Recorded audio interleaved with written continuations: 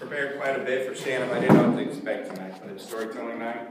So I did have some stories. So I am a single father. I've taken care of 2 boys since they were 1 and 2. So obviously a big part of my life. I had them at a very dark moment of my life. Honestly, they changed everything for me. Love them to death. Do everything with them. Pretty awesome. But at the same time, there is no female in my life. Typical male. I don't think it's a bad idea until it's too late. So I really torment my kids, and to prove that I love them, I prove that by how much I pay for their therapist. But anyways, for example, my oldest son, when he was 14 years old, he had an appendix problem. I took him to the hospital. They said that his appendix was about to burst, and he had to have surgery. And he's sitting on the bed, and I sit down next to him, and nobody's in the room with us, and I look at him, and I say, Nathan, I hate to tell you this, but you're going to get a catheter.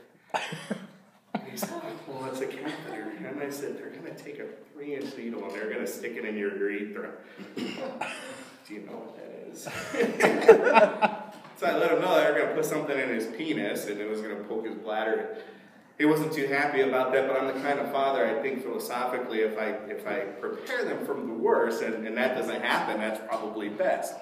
So this really nice looking young nurse comes in, and she leaves the room, and I said, she's going to be the one to do it. So another example, I don't really remember age, I kind of remember size, but I think they're 8, 9 years old. It was around Halloween time. My cousin, he gave me this awesome, scary clown costume, and nothing scary than clowns. I admit, I'm afraid of clowns, have been forever. And they were at a house, and this was a bad neighborhood. To give you an example, somebody was murdered on the side of my van on the same block where this is about to happen. And so it was dark out, and this person arranged for them to go out to the car to go get something for them. I stood in a dark alley and approached them in this dark, scary clown outfit. And here I approach him, my younger one, who's really fast. He sees me, and he looks at me, and he says, hi. Well, of course, they can't tell it's me. He's like, hi. And I just walk towards him, and it's this, He takes off running. He's screaming, help. He leaves his older brother there in their car. There's no, just run. That's the best there. It's the wise choice. The older son, he's stuck in a car, so I grab him, and I start pulling him out of the car, and I'm dragging him across the street. He's scared. He's terrified. He thinks he's going to die. I know it sounds bad. It's really, it's probably far worse. But at the time, it seemed really good, like a really good idea. Here comes this car over the hill, and it slows down. And here I am in this clown costume, and this kid screaming, his shoe flies up in the air. And that's when that thought hit me that I was talking about, this isn't really a great idea. So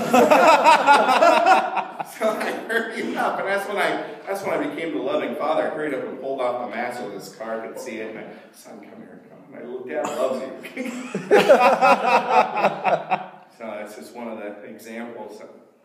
Another one, South Omaha guy. So if any of you are familiar with Rosenblatt, went to the fireworks every year at Rosenblatt.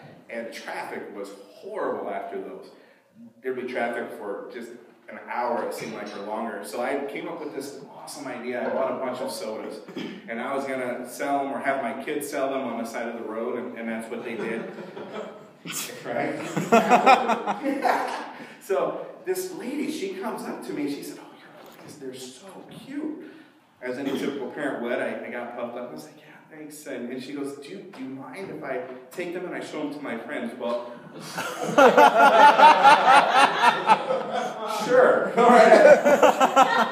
I did everything but pack their lunch. This was an abductor's dream come true. I'm sure those ladies left there and it's like, that was easier than I thought. So 5 minutes go by and I'm a little bit nervous. I watch my kids walk off and disappear. And 5 minutes goes by, 10 minutes go by, and I'm like, wow, this is bad.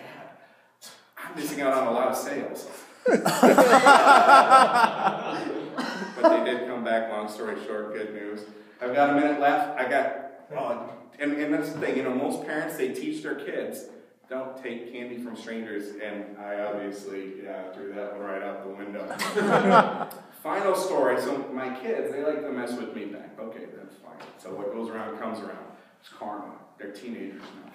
And the apartment that we live in, they handed out candy, and they put it on all the doors of all the apartment complexes, and inside were chocolates, there was cards. What a sweet gesture. I come home, and I see some on some doors, and I get inside, and I'm like, oh, where's our candy? And he said, oh, my oldest son's an idiot. He has a big sweet tooth. And he said, it was so good. I took some candy off of some other doors, but don't worry, they didn't know that they were getting any candy. So like, oh, they're getting the card still. I was like, oh, awesome, great, that's good to know, you're stealing.